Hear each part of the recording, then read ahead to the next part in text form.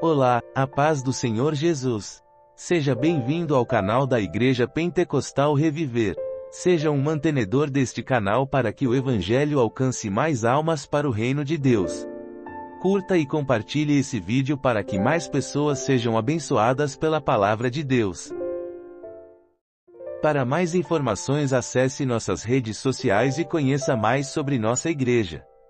Fique agora com a mensagem da palavra de Deus que irá abençoar sua vida. Então, vamos abrir a Bíblia em nome de Jesus, no primeiro livro de Pedro, primeira epístola de Pedro, assentados mesmo, eu vou ler em voz audível, os irmãos acompanham nas vossas Bíblias. Primeira epístola do apóstolo Pedro, capítulo 5, apenas 2 versículos que diz assim: Sede sóbrios, vigiai, porque o diabo, vosso adversário, anda em derredor, bramando como leão, buscando a quem possa tragar. Ao que resistir, firmes na fé, no qual resiste firmes na fé, sabendo que as mesmas aflições se cumprem entre os vossos irmãos no mundo.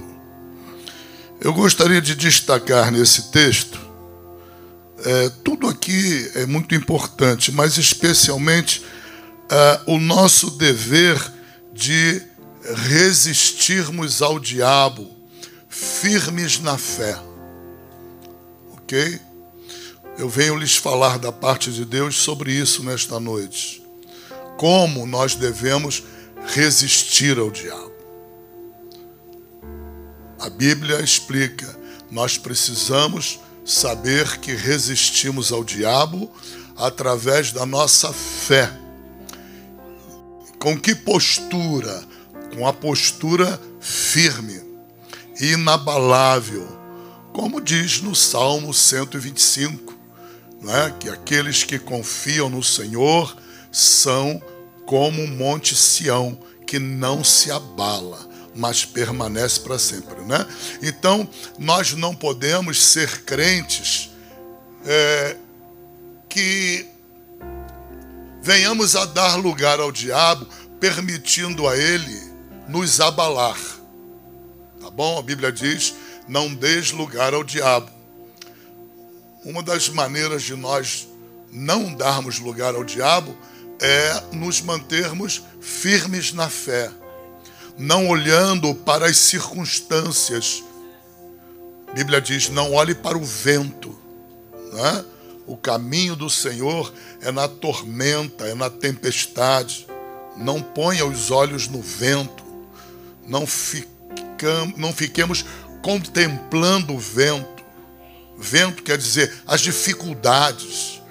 Não fica com os olhos fixos nas dificuldades. Passa pelas dificuldades de uma maneira crente, de uma maneira espiritual. Qualquer que sejam as dificuldades, entenda, as dificuldades são transitórias. Na pior das hipóteses, na pior de todas, a transitoriedade vai durar esta vida. Né? Quando você morrer, acabou tudo.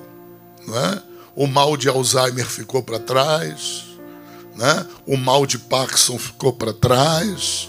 Né? Você vai entrar no céu em corpo glorificado. Né? Tudo se fazendo absolutamente novo na tua vida. Isso é na pior das hipóteses. E na melhor das hipóteses, Deus te cura hoje. Deus opera um milagre hoje. Esse hoje pode ser um hoje prorrogável por 1 mês, 2 meses, conforme a vontade de Deus e a soberania de Deus. Deus diz que há tempo e modo para todo o propósito dele na terra.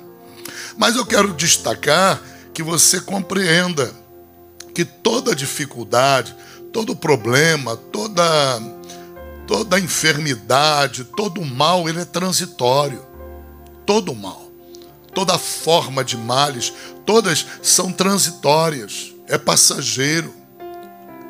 Há um dia determinado para o mal ser removido da tua vida, qualquer que seja ele. Em quaisquer situações da tua vida, há uma data para o mal ser extinto. Por isso Deus diz: sede sóbrios, vigiai. O diabo é o vosso adversário. Ele anda ao derredor, né? Ao derredor, bramando como leão, buscando a quem possa tragar, no qual resistir, né? A ordem de Deus é resiste, firme na fé ao diabo. Né? Por que resiste firme na fé? Bom, vamos abrir em Tiago. Tiago, capítulo 4. Tiago, capítulo 4, versículo, se não falha a minha memória, é o 7º. O que diz a palavra através de Tiago? Sujeitai-vos a quem? A Deus, não é? E resistir ao diabo. O que mais? E ele fugirá de vós. Então, lá em Pedro diz: resiste ao diabo, resiste a ele. É assim que nós lutamos contra Satanás, resistindo a ele, não é? Qualquer outro demônio você expulsa, não é? Qualquer outro demônio você expulsa, qualquer outro espírito maligno você expulsa. Satanás, a Bíblia fala para nós resistirmos a ele. Observa a diferença, ok? Jesus resistiu a Satanás.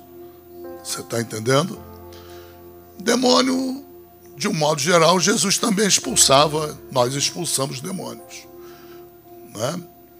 Não há muito amparo na Bíblia o fato de nós expulsarmos Satanás, ok?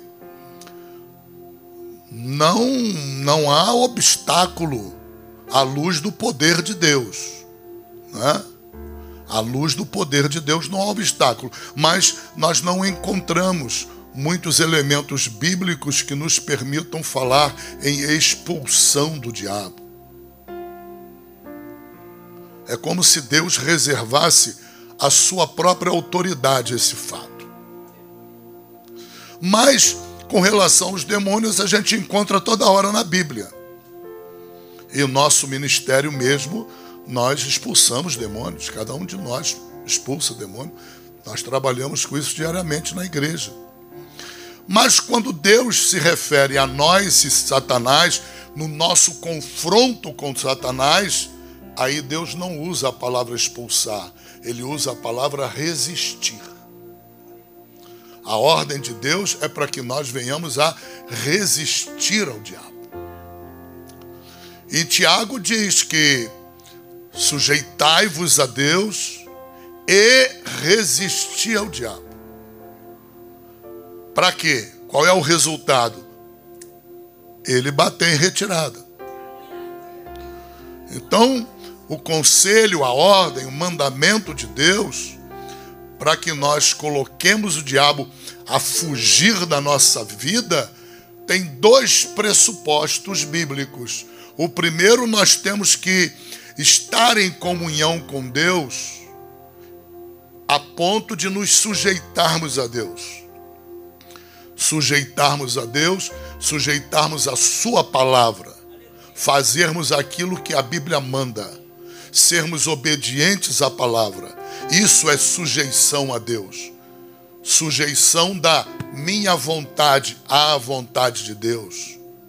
Pai, faça a tua vontade na minha vida, assim como a tua vontade é feita nos céus. Entende? Isso não pode ser uma oração de hipócrita. Na hora do vamos ver, Pai, me desculpa, mas não faz a tua vontade, não. O próprio Jesus, no Getsêmani, ele orou ao Pai, dizendo: Pai, faça-se a tua vontade, não a minha. Ele se sujeitou a Deus, ele se sujeitou ao Pai. Então, para o crente poder esperar que ele tenha o diabo fugindo da presença dele, o diabo largando a família dele, largando a vida do marido, da esposa ou do filho, ou de qualquer... Para a pessoa alcançar essa vitória, tem que obedecer a palavra. Tem que seguir o roteiro da palavra. O ímpio não pode expulsar um demônio. O ímpio não tem como o ímpio resistir ao diabo. Por quê? Porque o pressuposto bíblico para a resistência é a sujeição a Deus. E eu começo me sujeitando a Deus quando eu me converto. Enquanto o ímpio está na condição de ímpio, ele se recusa a receber Jesus Cristo como seu Senhor, Salvador único de sua vida, quando ele recusa-se a render-se a Cristo, ele não se sujeita a Deus. E por não se sujeitar a Deus, ele não tem como resistir ao diabo. Não há legalidade na resistência dele. Não há legalidade. Você está entendendo? Ele não tem autoridade para resistir ao diabo. Ele não tem poder para resistir ao diabo. Porque o que nos concede poder é a sujeição a Deus. É isso que Tiago está ensinando. Se nós não nos sujeitamos a Deus, então convivamos com as trevas na nossa família. Se nós não nos sujeitamos à palavra de Deus, à vontade de Deus, de que se queixa o homem, diz Deus, senão dos seus próprios pecados. Há muitas pessoas boas, há muitas pessoas íntegras, há muitas pessoas que nós amamos, que são espancadas por Satanás, perseguidas por Satanás, são quase que esmagadas por Satanás e nunca prevalecem por uma razão: não se sujeitam a Deus, não se sujeitam à palavra de Deus. É possível que esta palavra que diz sujeitai-vos a Deus, sujeitai-vos no plural, a Deus, resistir ao diabo e ele fugirá de vós, eu posso concluir que o diabo tem que fugir da vida de todo crente? O que é que vocês acham? Não. Porque há crentes que não se sujeitam a Deus. Simples. Há crentes que impõem sua vontade a Deus. São crentes, são pessoas bem intencionadas, mas porque não têm conhecimento de Deus e da palavra, acabam não se sujeitando a Deus.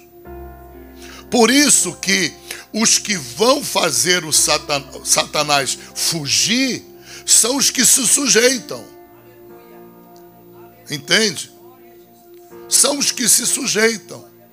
São os que resistem firmes na fé, como diz o apóstolo Pedro. Não é resistir de qualquer maneira. Eu não posso resistir a Satanás do meu modo, da minha maneira. Eu não posso resistir a Satanás achando que alguém é um instrumento de Satanás e eu pego uma arma para matar a pessoa. Isso não é resistir a Satanás. Isso é dar lugar ao diabo, dar lugar a Satanás. Porque a Bíblia fala resistir firmes na fé. O modo de resistência está explicado na Bíblia. Quando você conjuga 1 Pedro 5,9 com Tiago 4,7, Quando você une os dois, você observa que o resistir, ele precisa ser firme na fé. E tanto resistir quanto se submeter a Deus são pré-requisitos para Satanás fugir. Sabe qual é o problema? É que se nós caminharmos só na teoria e não entrarmos na prática, não há como aprender isso. Porque isso é totalmente espiritual. Então eu vou pegar aqui uma quantidade maior possível de casos dentro de uma igreja, trazer para você, começar com a palavra de novo, os exemplos da Bíblia, mas depois vamos entrar em casos que de repente alguns casos batem com você, com o teu exemplo. De repente você está tentando resistir a Satanás de uma maneira errada.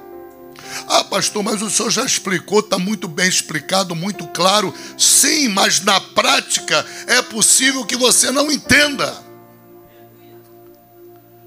Na prática do vamos ver, na hora que acontecer, é bem provável que a pessoa não cumpra a palavra acreditando que está cumprindo.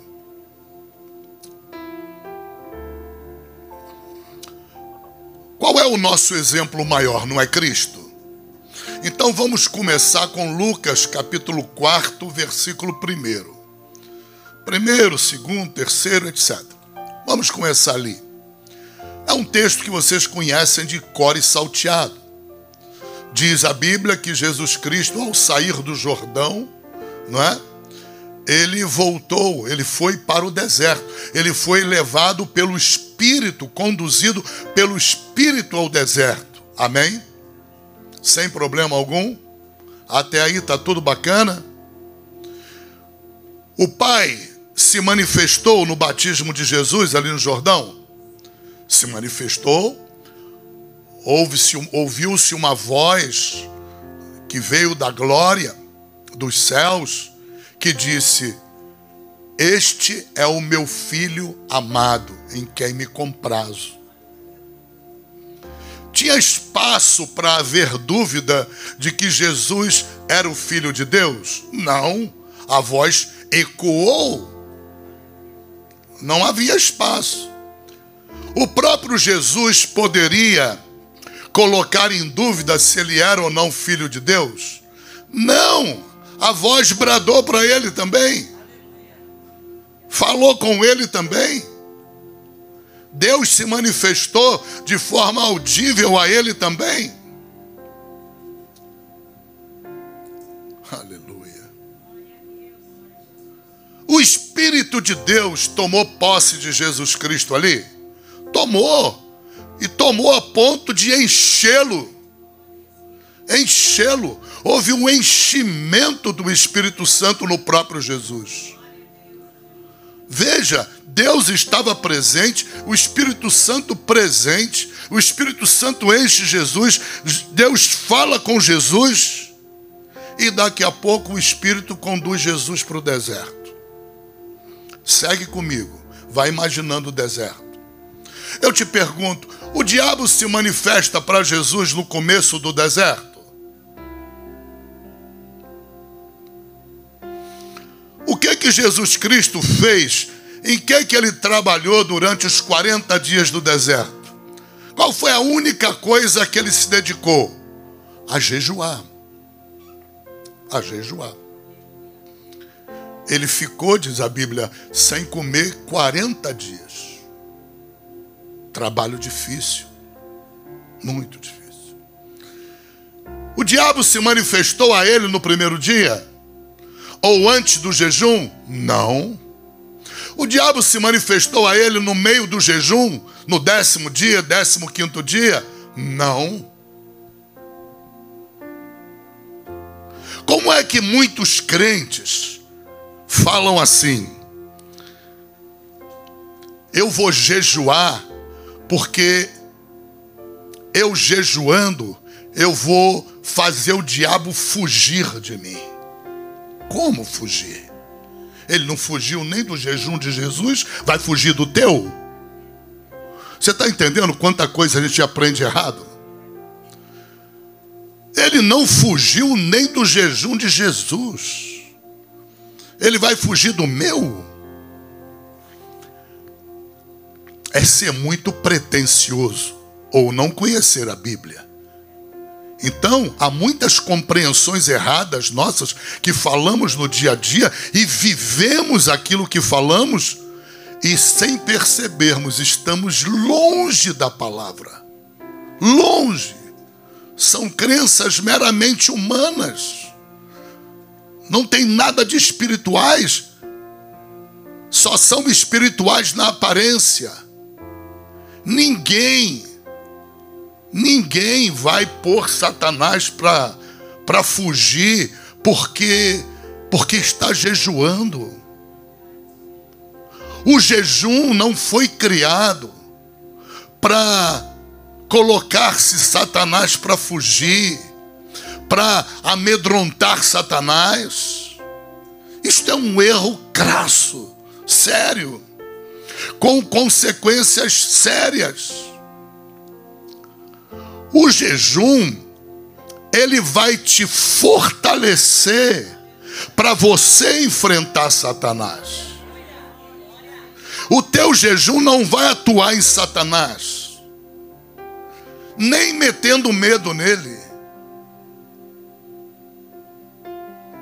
É uma concepção absolutamente equivocada jejuar para fazer Satanás fugir da vida de alguém ou da própria vida da pessoa que está jejuando. É uma concepção errada.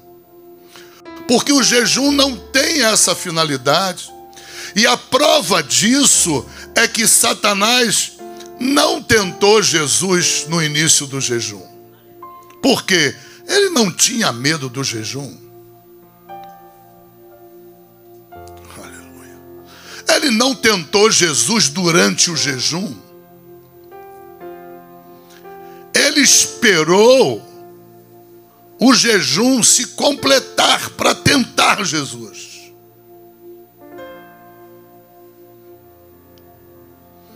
Ele sabia que Jesus estava fortalecido contra ele pelo jejum. Mas mesmo assim ele não se amedrontou.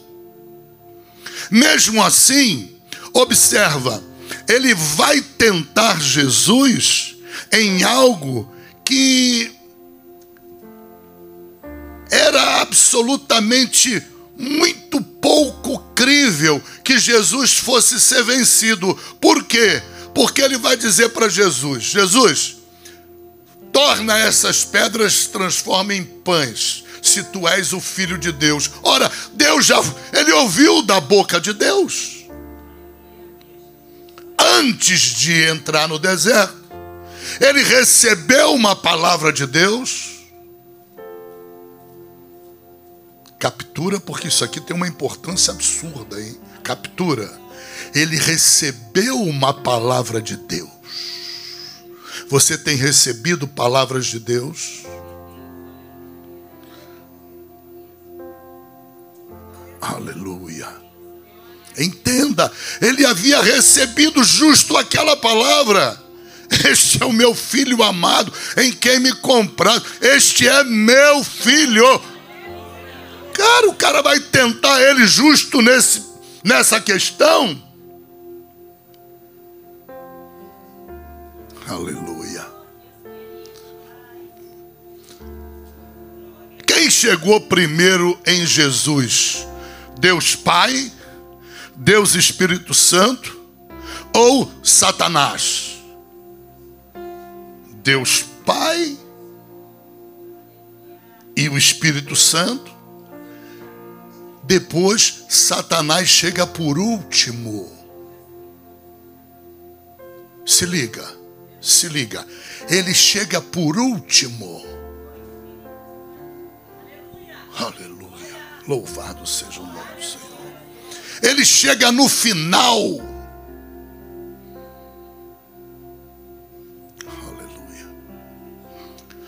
Você já viu algumas pessoas na igreja dizerem assim: poxa, pastor, eu recebi uma palavra profética dentro da igreja, através de um vaso de Deus. Eu acreditei naquela palavra profética. Eu estou esperando o meu casamento. Eu estou noiva.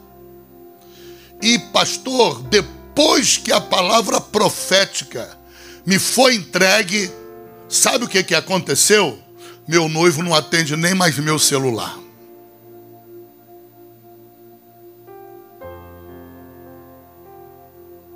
Aleluia. Tem gente que abandona Deus. Há pessoas que, a partir de um exemplo desse, abandonam o crer na palavra da profecia.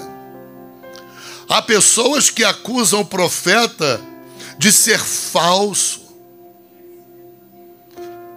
Há pessoas que viram para o pastor e dizem: pastor, eu estou desorientada ou desorientado. Por quê?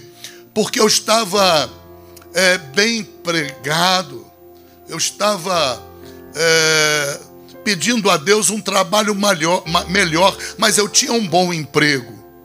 E aqui num dos cultos dentro da igreja, recebi uma palavra profética. E a palavra profética entrou no meu coração. Eu dei glória a Deus, aleluia. Fui para casa, pastor. Dia seguinte eu chego no trabalho, sou demitida. Sou demitido. Enxergue dentro da palavra. Jesus havia recebido uma palavra de Deus. Você sabe por que Satanás vai tentá-lo justo naquela palavra profética? Porque Satanás,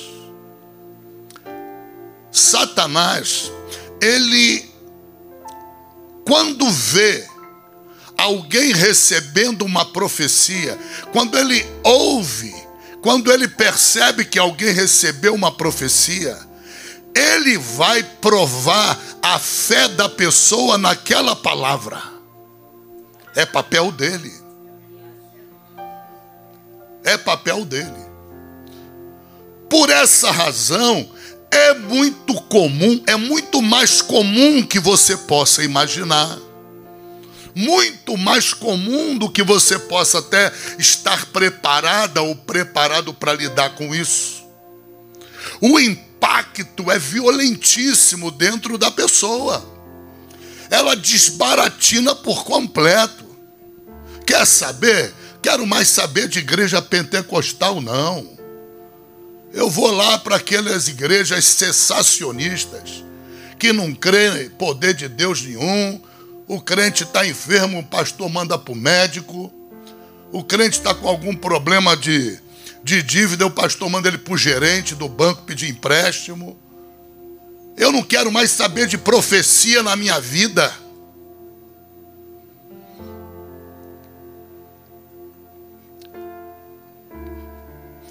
Onde é que esses crentes estão errando? A resposta está em Eclesiastes, capítulo 11, versículo 3.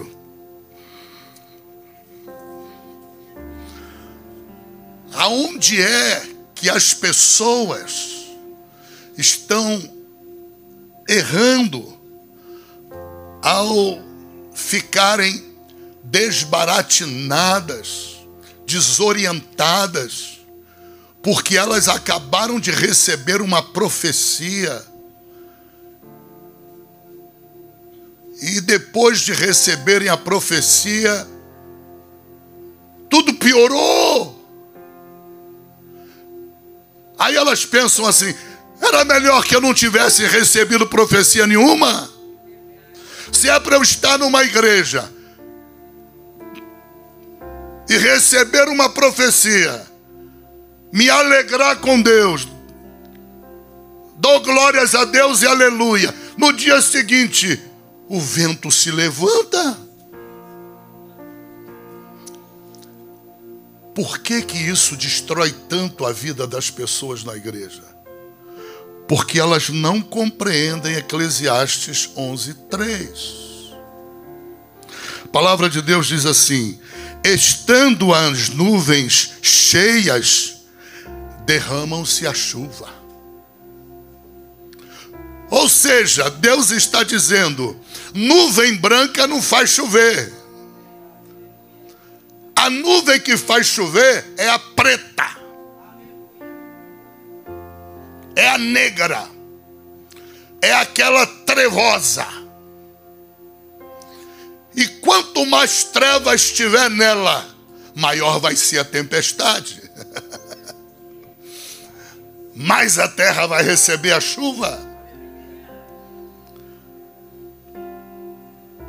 A nuvem que é propícia para gerar chuva, ela é acompanhada de trovões. E eu tenho que falar baixo porque a Severina não gosta. Relâmpagos. Mas você está entendendo Deus? Onde é que essas pessoas erraram? Sabe onde elas erraram? Não entendendo a maneira de Deus construir a chuva. Elas cantam chuvas de graça, chuvas pedimos, Senhor, manda-nos chuvas constantes. Acaba de cantar, começa a vida dela a ficar em treva. Começa a vida da pessoa a formar aquelas chamadas cúmulos nimbus, que derruba até avião. O que ela não sabe é que Deus, por sua infinita misericórdia e amor, Ele está arregaçando derramar chuva na vida dela. Mas por ela não ter compreensão, ela entra em pânico. Ao invés de resistir firme a Satanás, ela chuta o balde. Sai da igreja. Vai embora. Vai embora. Não fale com ela em profecia. Não entregue visão e revelação para ela. Ela não recebe mais. O meu povo perece por falta do conhecimento. Oséias 4:6.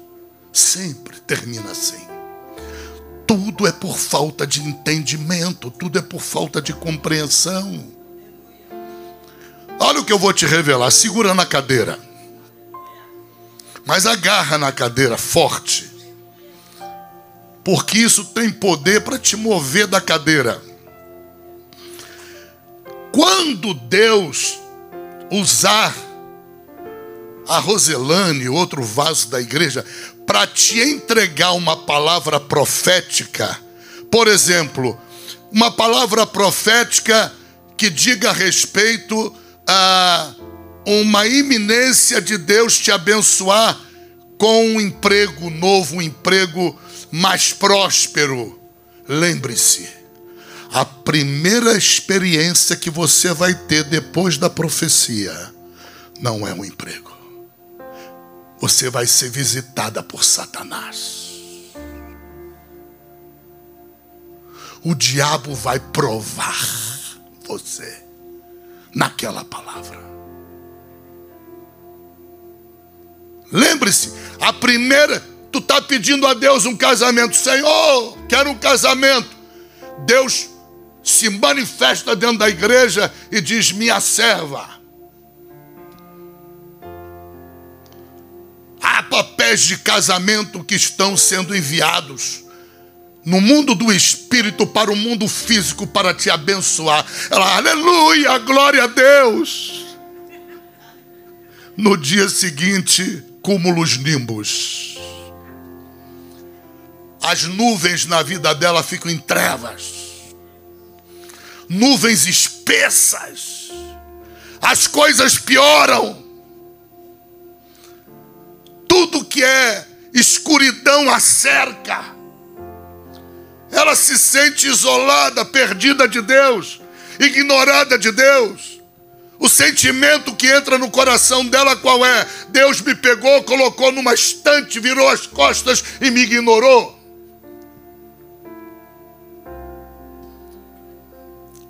Entenda, Jesus no deserto, ele havia também recebido uma palavra de Deus. Satanás foi o último a se manifestar. Ele deixou Deus se manifestar, ele deixou o Espírito se manifestar, ele deixou Jesus começar a jejuar e ficar bem forte. No final de tudo, ele aparece. E ele vai tentar Jesus na palavra da profecia, na palavra profética.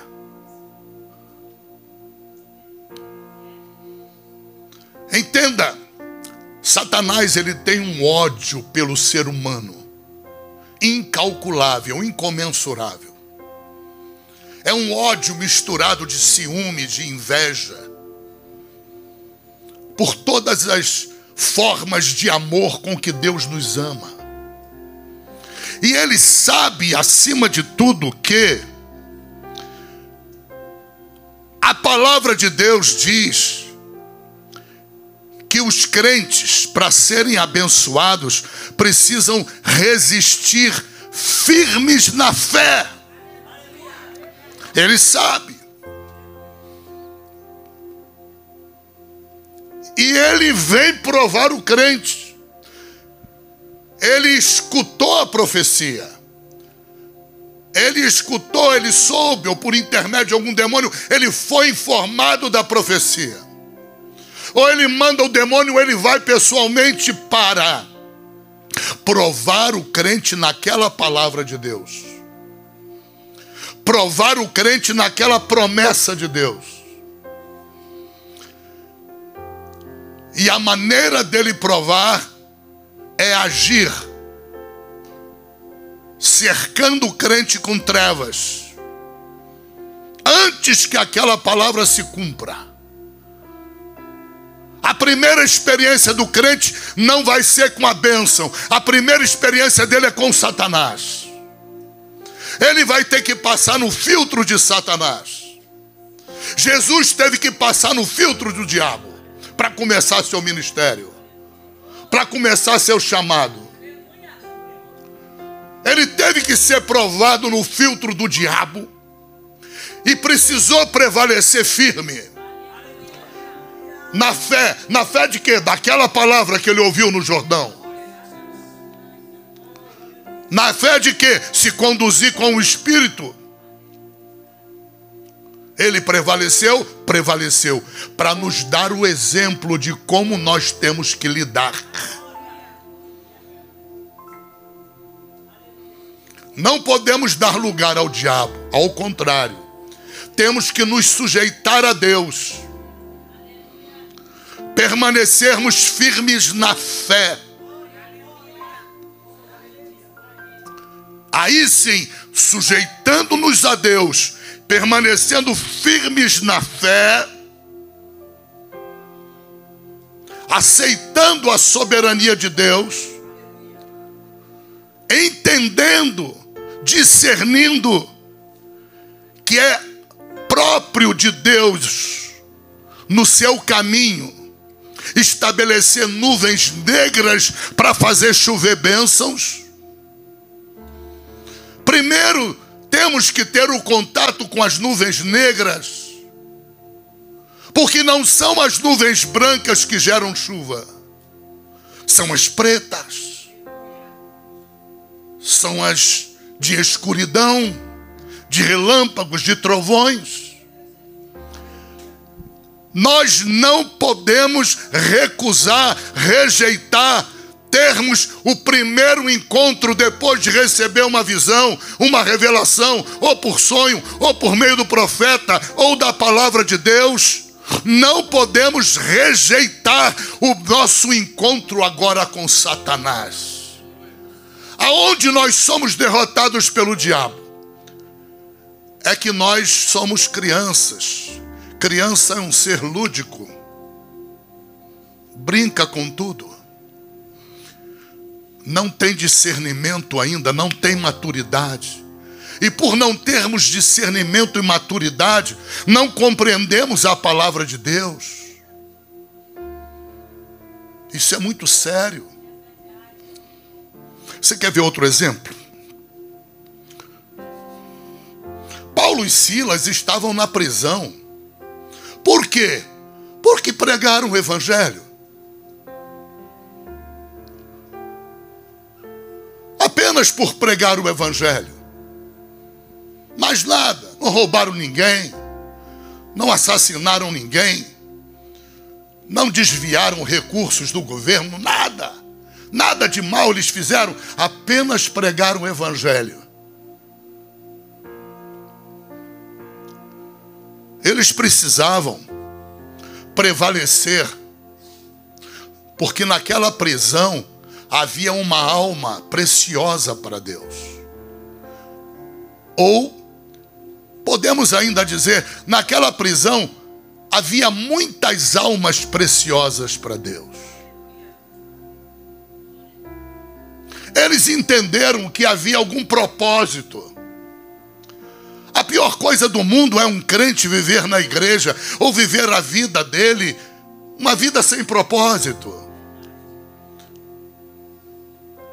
O pior problema do povo de Israel no deserto foi não saber, não ter consciência de que era um povo escolhido, um povo que tinha um propósito na terra. Deus queria reconciliar o mundo com ele através do povo de Israel. Mas não conheceram o seu propósito, não entenderam, rejeitaram o seu propósito. Assim vivem os crentes na terra, uma vida sem propósito. Não tem propósito na vida. Vivem um dia depois do outro, um dia igual ao outro, que não difere em nada do anterior, e assim estão vivendo, porque não tem um propósito. A Bíblia diz que Paulo e Silas tinham um propósito. Havia um propósito pelo qual Deus permitiu-lhes serem presos. Eles entenderam o propósito. E por entenderem o propósito, qual foi a reação deles na prisão? Orar e cantar. Orar e louvar. Orar e adorar a Deus. E a Bíblia diz que vai se aproximando o relógio. Perto da meia-noite, eles estão orando. A Bíblia diz que todos estão escutando a oração, eles estão louvando, adorando. A Bíblia diz que todos estão escutando louvor e adoração. De repente, quando bate o relógio meia-noite, eu não sei se por intermédio de um anjo, é possível, de alguma maneira, porque não se entende um terremoto com efeitos controlados. Terremoto é um abalo sísmico de efeitos totalmente descontrolados. E aquele terremoto, alguém tinha um botão de controle nele para controlar e não permitir morrer ninguém, cair telhado nenhum, derrubar parede nenhuma, mas as grades tinham que quebrar, os ferrolhos tinham que quebrar, as algemas, tudo tinha que quebrar. Alguém estava no controle. Alguém estava no controle. Que é absurdo, é ilógico. Aleluia. Totalmente espiritual. Aleluia. E ali aquelas pessoas foram salvas. O carcereiro foi salvo, não só ele, a família dele toda foi salva. Paulo e Silas foram libertos e saíram festejando, glorificando a Deus. Muitas vezes o processo de Deus é assim. As chuvas dependem da negritude das nuvens. Não se abalem com a negritude das nuvens de uma hora para outra na vida de vocês. Isto é bom sinal. Ah, pastor, a coisa está ficando preta. Dá glória a Deus. Aleluia. Pede para vir os relâmpagos. Pede para trovejar. Pede para formar rápido, porque vai ter muito mais bênção do que o que está falado ali. Foi o que aconteceu com Paulo e Silas. Se eles fossem crentes de se acovardarem, se entristecerem, né? Poxa, pregamos o evangelho, fomos tão fiéis a Deus, olha onde nós viemos parar, estamos presos, estamos na prisão. Não só estamos na prisão, estamos amarrados ao tronco. Nós estamos acorrentados num tronco. Imagina você passar a noite dormindo acorrentado num tronco. Eles não se entristeceram. Por que nós nos entristecemos? Por falta de conhecimento de Deus. Falta de compreensão de Deus. Porque nós queremos viver das nuvens branquinhas. Mas nuvens brancas não faz chover. Por isso que o profeta Naum, capítulo 1, versículo 3 diz: o caminho do Senhor é na tormenta e na tempestade. Entenda. Em nome de Jesus Cristo. O diabo, ele está destinado a fugir da tua vida. Deus te deu poder para afugentar o próprio Satanás, mediante a tua resistência na fé, mediante a tua obediência à palavra de Deus, se sujeitando a Deus, mediante a tua obediência à vontade de Deus, submetendo a tua vontade à vontade do Pai. Esse é o método de Deus trabalhar conosco. Deus coloca Satanás numa posição covarde, de fuga. Ele se acovarda, ele tem que ir embora. Ele está destinado a correr de nós. Ele está destinado a fugir da nossa presença. Mas Deus estabeleceu as condições para isso. Deus disse que nós iríamos prevalecer contra Satanás. Ele iria fugir de nós, desde que nós permanecêssemos firmes na fé e nos submetêssemos a Deus. Entenda em nome de Jesus. Prepare-se psicologicamente, prepare-se emocionalmente, prepare-se de uma maneira inteligente, se guiando pela palavra de Deus. Por quê?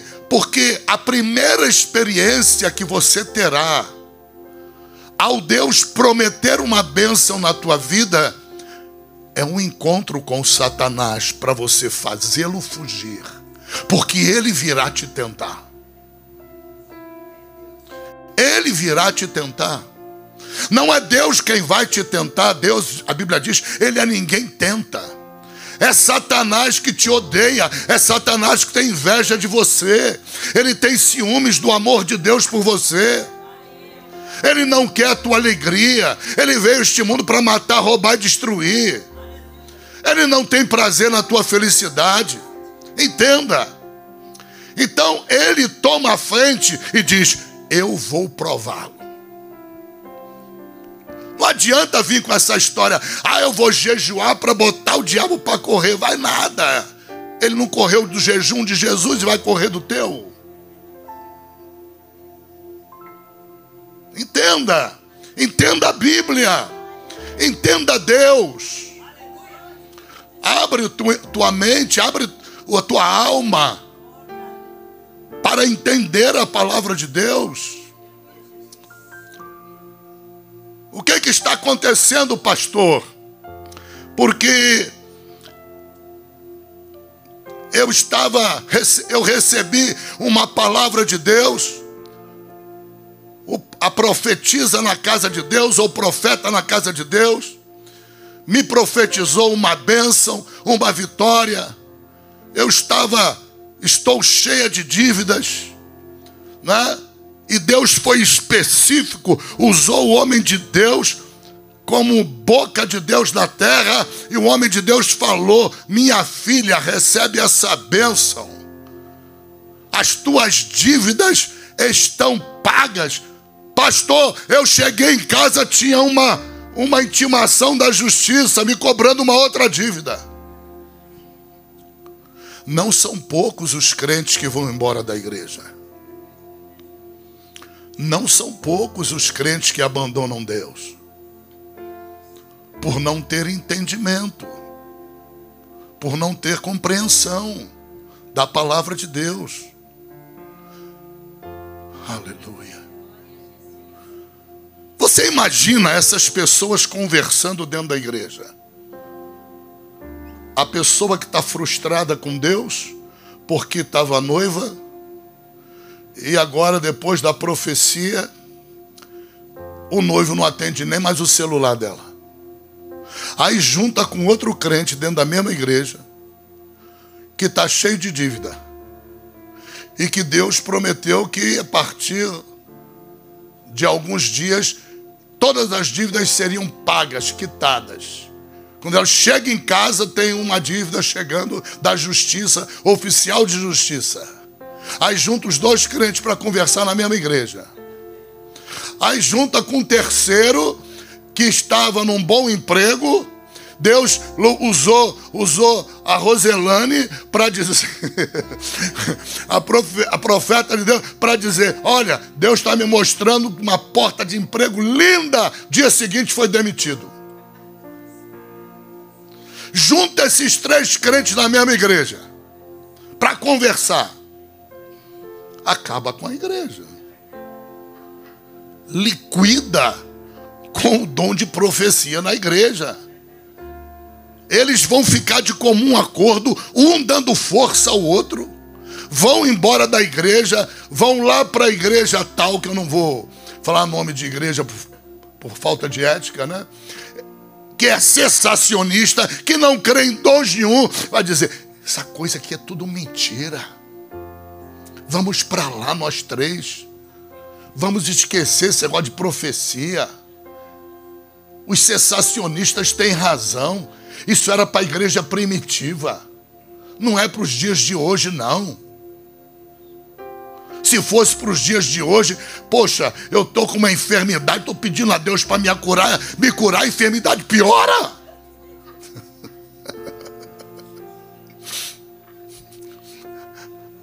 Estou falando da vida de alguém aqui, mas estou falando da minha também. É para todos, né? É para todos. Nós estamos em carne, né? E muitas vezes não entendemos a Deus. Põe-se no lugar de Moisés. Moisés, vai que eu serei contigo. Tu é o libertador do meu povo. Moisés enche o peito e falou: eu vou. O senhor está comigo? Tô, serei contigo. Eu sou gago. Não, eu vou te fazer Deus do teu irmão. Você virou Deus, teu irmão Arão virou profeta. O que tu falar, ele repete. Pronto, acabou tua gagueira. O faraó vai entender ele. Tu fala com teu irmão. Aí ele, foi lá, falou com o irmão. O faraó virou para o irmão e falou: e aí, o que ele falou? O problema é o seguinte: ele disse que Deus quer que libere o povo dele para adorá-lo no deserto. Ele falou que Deus conversou com ele e disse que ele é o libertador. Ah, ele é o libertador? Então tá. Então a partir de hoje, todos os judeus vão fazer o mesmo número de tijolos todo dia e não vão ter palha. Piorou. Piorou tudo. Você está entendendo? Piorou tudo. Nós somos extremamente desconhecedores de Deus e da Bíblia. e também somos extremamente ingênuos, inocentes, úteis, meninos, nas mãos do diabo. Quando nós recebemos uma profecia de Deus, por intermédio de um vaso de Deus, ou Deus fala conosco em sonhos, e nós acordamos achando que aquilo vai se cumprir naquele dia, e que o diabo está derrotado na nossa vida, ele não vai vir na nossa vida para nos tentar, a palavra vai se cumprir, e ainda vamos dar testemunho, e damos testemunho, nem que o diabo não queira vai se cumprir, nem que os demônios não queiram vão se cumprir. No dia seguinte o demônio vem visitar, o diabo vem provar. Isso é próprio do diabo. Ele não vai deixar você tomar posse de uma vitória de Deus sem ele provar tua fé. Porque a palavra de Deus em 1 Pedro 5,9 diz: resistir firmes na fé. Então ele vem para saber se você tem fé de cumprir a palavra. E tu só recebe a bênção. Eu só recebo a bênção se eu tiver fé para cumprir a palavra. Você está entendendo, não? Se eu não tiver fé para cumprir a palavra, se eu me acovardar, ou se eu fugir da minha responsabilidade, aquilo não se cumpre na minha vida. E não é porque Deus não tem poder para cumprir, é porque nós fracassamos, ou eu fracassei, dando lugar ao diabo. Eu não resisti firme na fé.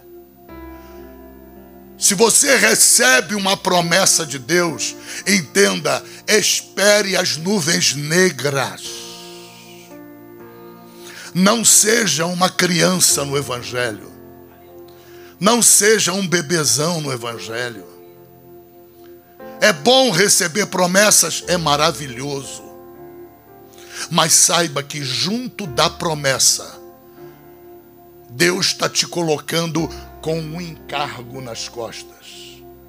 Você vai tomar posse, ficando firme na fé, porque Satanás vai vir te caçar. Ele vai te tentar. E vai ser necessário que a tua fé dê cumprimento à palavra, porque Deus tem compromisso com a palavra dele. Se você não ficar firme na fé, tu pode chorar um ano inteiro, que a tua lágrima não vai comover Deus. Deus não se move por lágrimas. O que move a mão de Deus é a fé do crente. Entenda. A Bíblia diz que as lágrimas não agradam a Deus. O que agrada a Deus é a nossa fé. Não temos o direito de depois chorarmos e acharmos que estamos chorando porque nos sentimos abandonados de Deus, cortados de Deus, né? Uma palavra de Deus não se cumpriu, mas como assim Deus não cumpre uma palavra? Isso foi dito na igreja, na frente de todos, todos foram testemunhas de que Deus falou, Deus prometeu, e por que não se cumpre? Porque o meu povo perece por falta de conhecimento. Depois de receber a promessa, tem que permanecer firme na fé. Tem que assumir uma postura de vitorioso. Tem que assumir uma postura de um crente de fé, de uma mulher guerreira de fé. Se submeter à vontade de Deus. Aleluia.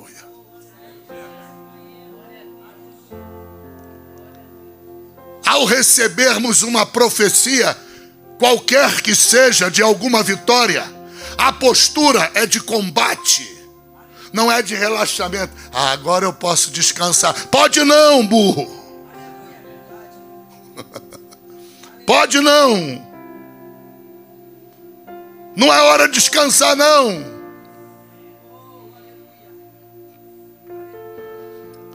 É hora de tomar posição de combate, porque o diabo vem. Ele é o último a chegar. Deus já te prometeu, então ele chegou. Você tem o Espírito Santo em você, Jesus também tinha. O Espírito chegou? Chegou. Deus Pai chegou? Chegou, prometeu a você. Agora espere, porque falta Satanás. Você está entendendo ou não? Agora espere, porque falta a visita de Satanás. Ele vai vir te tentar. E você tem que ser aprovado. Ele veio tentar o próprio Jesus. Entenda. Moisés achou que estava tudo tranquilo. Poxa, eu vou com o Senhor. O Senhor vai comigo? Vou estar contigo. Vai lá. Senhor, eu falei pro faraó tudo que o Senhor mandou. Piorou tudo pro povo. O povo vai trabalhar dobrado. Esse é o modo de Deus mesmo. Satanás, ele entra no final. Ele entra no final. Para provar a nossa fé. Para nos provar diante da palavra de Deus. Ele entra no final. Isso é muito sério. Muito sério. Você encontra certos crentes dizendo assim: se machucar alguém, me perdoa, hein?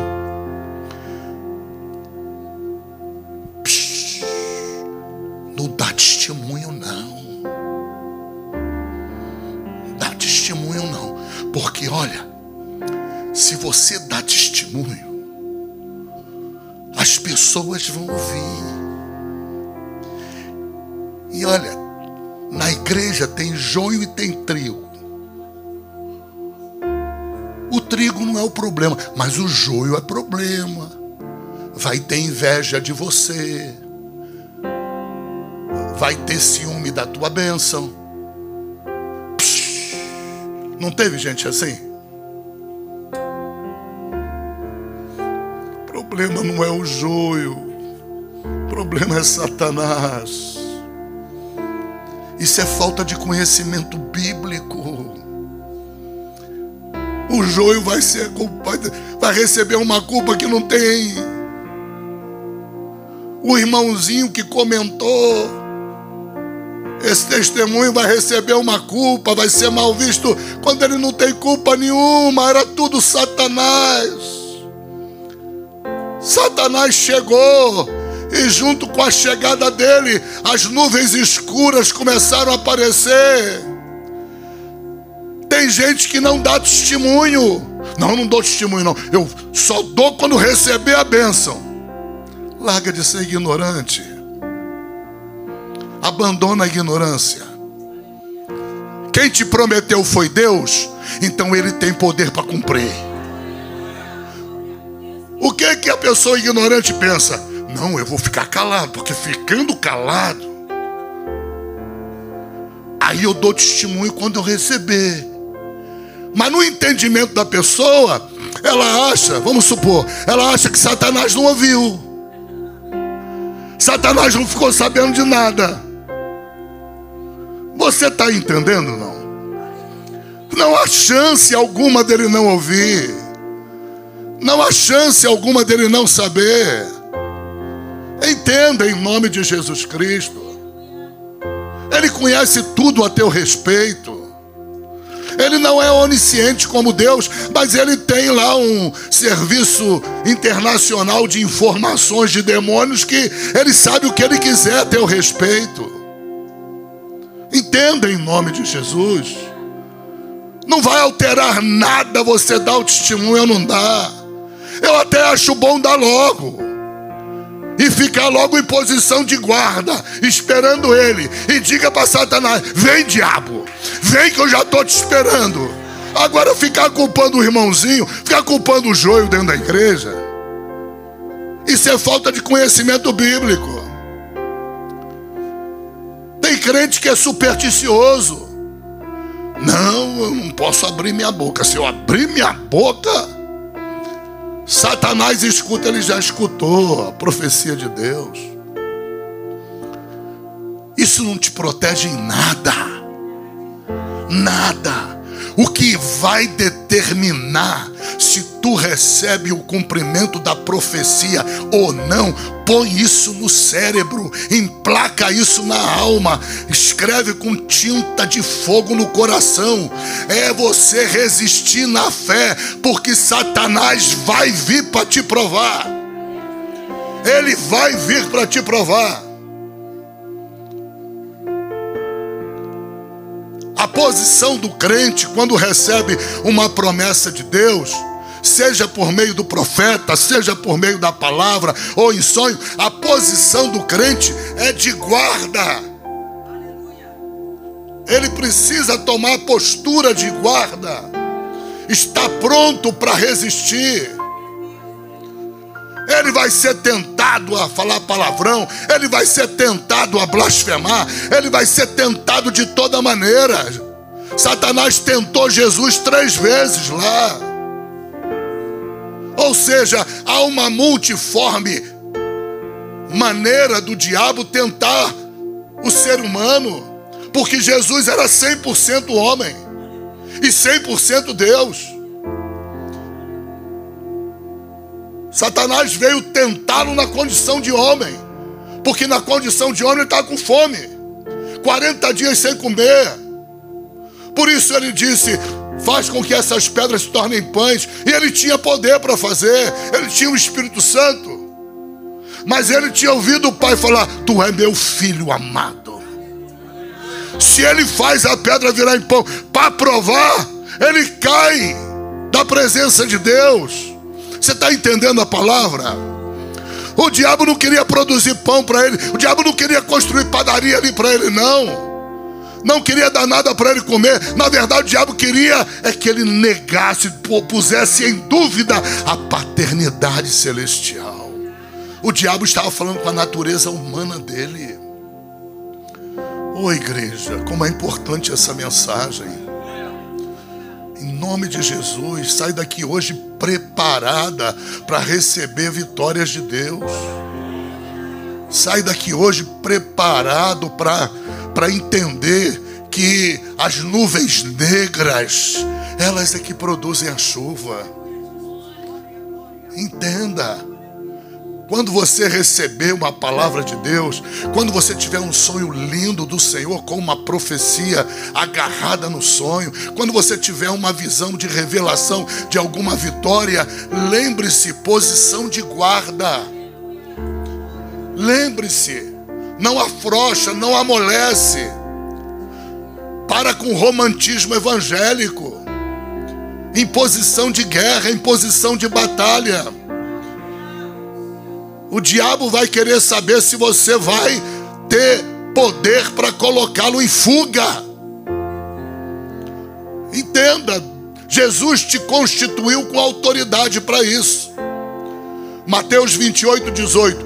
Todo poder, toda autoridade me foi dada no céu e na terra. Em Lucas 10, 19. Eu vos dou poder, eu vos dou autoridade. A tradução fala de uma palavra determinada. Para vocês pisarem serpentes e escorpiões, e em toda a força do inimigo, ou seja, inclusive Satanás. Em todo o poder do inimigo, toda a força do inimigo, até na força do diabo, você tem poder, você tem autoridade.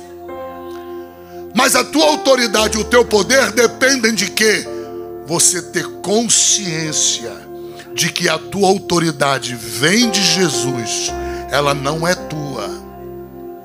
Eu fui promotor de justiça criminal. A minha autoridade vinha de quem? Do Estado, não era a minha. Era uma autoridade delegada do Estado. Dá para entender? Um policial que manda você parar lá na rua, a autoridade dele vem do Estado. A tua autoridade vem de Jesus. Tem que ter consciência. Ok? Quando você tem consciência que em Cristo Jesus você tem essa autoridade, o diabo ele chega perto de você e examina a tua alma para saber se isso é fruto de consciência ou não. Se for fruto de consciência, ele vai embora. Porque ele sabe que a consciência da autoridade, dela decorre poder para fazer. E aí o poder... Porque não adianta ter autoridade e não ter poder, adianta? Imagina, um camarada vê um crime ser cometido, mas ele está gordo, pesado, sem saúde, está cheio de emblemas de autoridade que ele representa, mas cadê o poder para executar a prisão? Se bobear, ele vai tomar uma coça do bandido ainda, e o bandido vai jogar ele no chão. É por falta de autoridade? Não, autoridade ele tem. O que ele não tinha? Poder. Ele não tinha poder.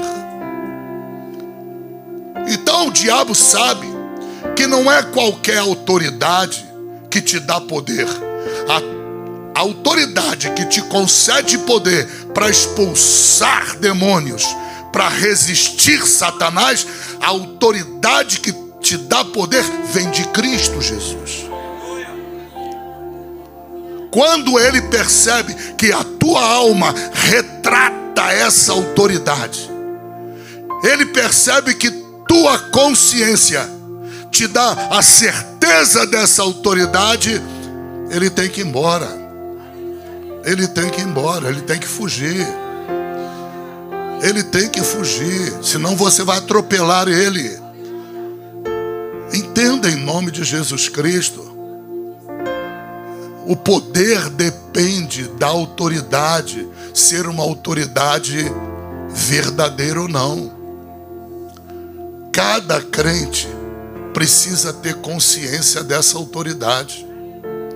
Você precisa ter consciência da tua posição espiritual no reino de Deus.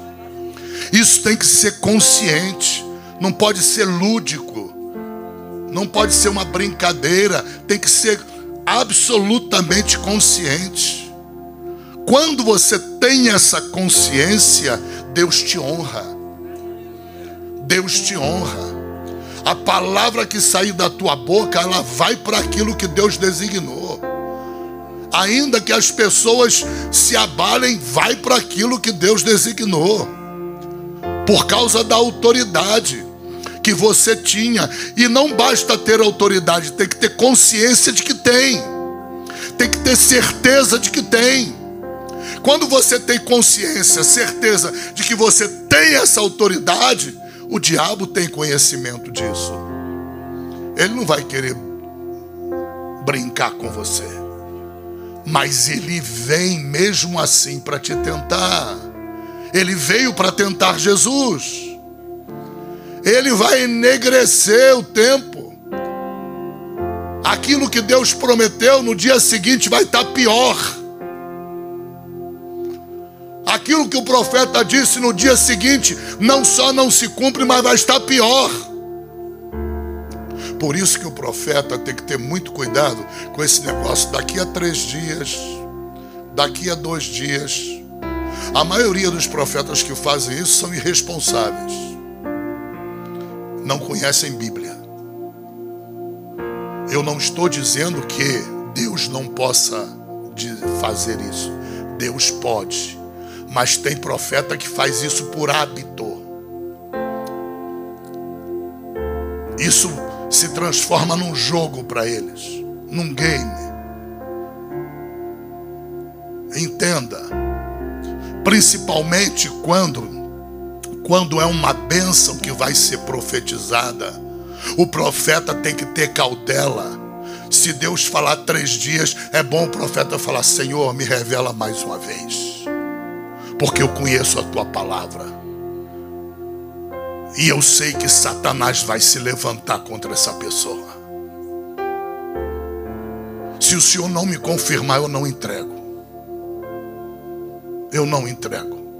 Porque eu não quero passar por profeta falso. Tem gente que brinca com isso. Brinca, não está nem aí.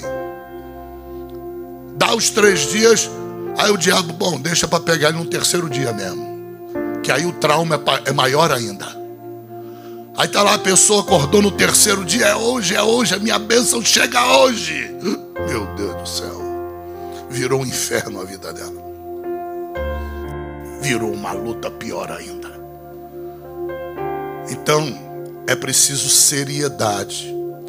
E nós precisamos entender, vou repetir pela enésima vez, a primeira coisa que você vai experimentar depois de uma revelação de bênção de Deus é o teste de Satanás te tentando.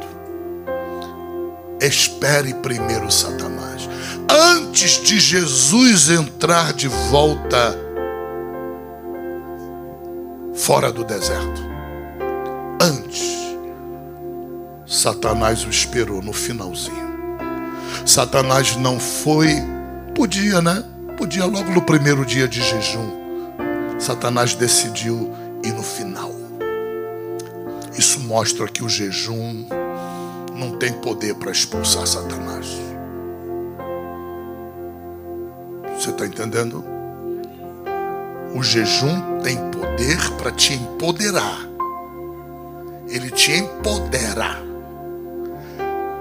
Quando Jesus disse para os apóstolos, aquele demônio não saiu porque há castas de demônios que não saem senão por meio de jejum e oração. Jesus não estava querendo dizer que ele atribuiu poder ao jejum para expulsar. Ele estava querendo dizer que o jejum te empodera. O jejum misturado à oração, aquilo ali vai se transformando numa fé sobrenatural. Essa fé sobrenatural te empodera. E é você quem vai prevalecer. Não é o jejum. O jejum é um instrumento de empoderamento. Aleluia. Todos entenderam em nome de Jesus? Amém? Fica de pé em nome de Jesus. A Deus seja a honra, a Deus seja a glória, a Deus seja o louvor, a majestade e o reino para todos sempre. Pai, toma teus filhos em tuas mãos, Pai. Em nome de Jesus Cristo, Senhor. Não deixa que essas palavras caiam no esquecimento dos teus filhos, Pai. Grava cada um desses ensinamentos na tábua do coração dos teus filhos, Pai. Em o nome de Jesus Cristo, Senhor. Em o nome de Jesus, Pai.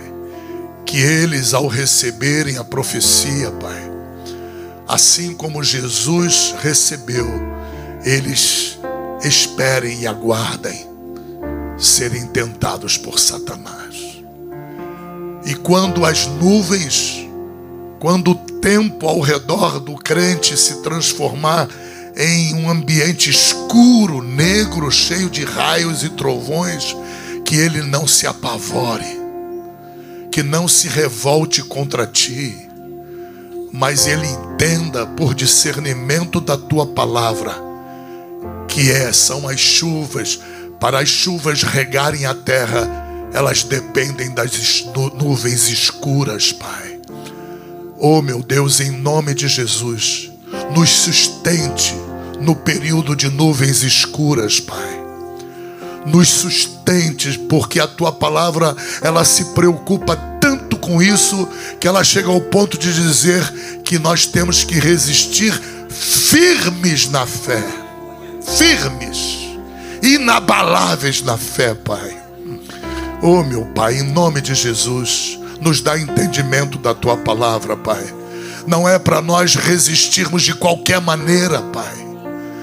Não é para nós, oh, meu Pai, há tantas pessoas que às vezes a gente pergunta, Pai, o que aconteceu? Você está afastado da igreja? A pessoa, não, mas pode ficar tranquilo que eu estou resistindo na fé. Oh, meu Deus da glória. Como é que pode a pessoa dizer que está resistindo na fé, se ela não está submetida a ti, Pai? Não está submetida à tua palavra, Senhor. Oh, meu Pai, em nome de Jesus Cristo, Senhor. Quantas vezes nós queremos ser dizimistas na tua casa, quantas vezes nós queremos ser prósperos, Pai. Aí o Senhor envia a palavra da profecia de prosperidade na nossa vida, meu Deus, e de repente a pessoa, ela perde um emprego, e porque ela perdeu o emprego, ela cai em tristeza. Ela não é mais dizimista, ela não quer mais dizimar, não quer nem que lhe falem dízimo. Perdeu a fé na palavra. Ela foi surpreendida com as nuvens negras, Pai. Não deixa que nós venhamos a ser surpreendidos pelas nuvens negras, Pai.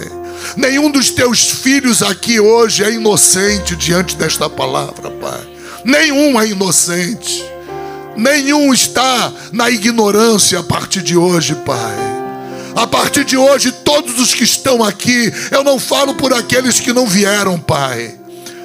Meu Deus, eu falo por esses que estão aqui, eu estou aqui também. Cada um de nós, Pai, não tem desculpa, Senhor. Não pode ser criança, ser bebê infantil, receber uma promessa de Deus e não ficar em guarda. Se vier uma nuvem negra, se desesperar, começar a blasfemar, se entristecer, oh meu Pai. A última palavra, como disse aquele hino, não é do médico, Pai. A última palavra não é do advogado. Nós cantamos o hino aqui, a última palavra vem de Jesus, Pai. Oh meu Deus, em nome de Jesus Cristo, em nome de Jesus, Senhor, o que é que o Senhor não é capaz de fazer para abençoar cada um aqui, Pai? O Senhor é capaz de qualquer coisa, Senhor. O Senhor é amor puro, Pai. Em nome de Jesus Cristo, fortalece a nossa fé, fortalece a nossa comunhão contigo, Pai. Em nome de Jesus Cristo, meu Pai, aumenta a medida de fé que o Senhor tem dado a cada um, Senhor. Em nome de Jesus, Senhor da glória, que cada um possa ser submisso à tua vontade. Oh, meu Deus, em nome de Jesus, Senhor, cada um possa voltar a estudar a tua palavra, ler a tua palavra, introduzir a tua palavra na sua alma, escrever a tua palavra no seu coração, Pai. Cada um possa olhar as promessas da Bíblia e entender, compreender, ter consciência que todas essas promessas são para nós, Pai, em nome de Jesus Cristo, Senhor. E é preciso crer nisso, é preciso ter fé de que essas promessas são para nós, Pai, em nome de Jesus, Senhor. Trabalha na nossa fé, Senhor, em nome de Jesus Cristo. Não nos deixa recuar, não nos deixa ser incrédulos, colocarmos em dúvida o teu amor, porque depois de uma profecia, depois de uma visão, uma revelação, simplesmente as coisas pioraram, Pai. E porque pioraram, a gente ameaça até ir embora de ti, Pai. É muita criancice, Senhor. É muita falta de entendimento da tua palavra, Pai. Em nome de Jesus, Senhor, amadurece a cada um de nós na tua presença, Pai. Nos ajuda a ter fé. Oh, Pai, quando nós estivermos embaixo dessas nuvens de trevas, Pai, nos ajuda, Pai, em nome de Jesus Cristo, Senhor. Quantas vezes o Senhor, meu Pai, me deu sonhos, me mostrando que sobre a minha vida estava uma corrente elétrica de fios desencapados, saindo línguas de fogo, meu Pai da glória. E eu não tinha entendimento dessa palavra, Senhor. Eu me entristecia, mas não era para eu ter tristeza, era para eu me pôr em guarda, enfrentar Satanás e resistir na fé, porque a minha vitória estava próxima, Pai. E eu não entendia, me entristecia, meu Pai, desanimava de orar, desanimava de jejuar, desanimava de ler a palavra, meu Pai. E isso me colocava longe da minha bênção, Pai. Quantas vezes eu tive que pagar esse preço, Pai. Não deixa ninguém aqui pagando esse preço a partir de hoje, Pai.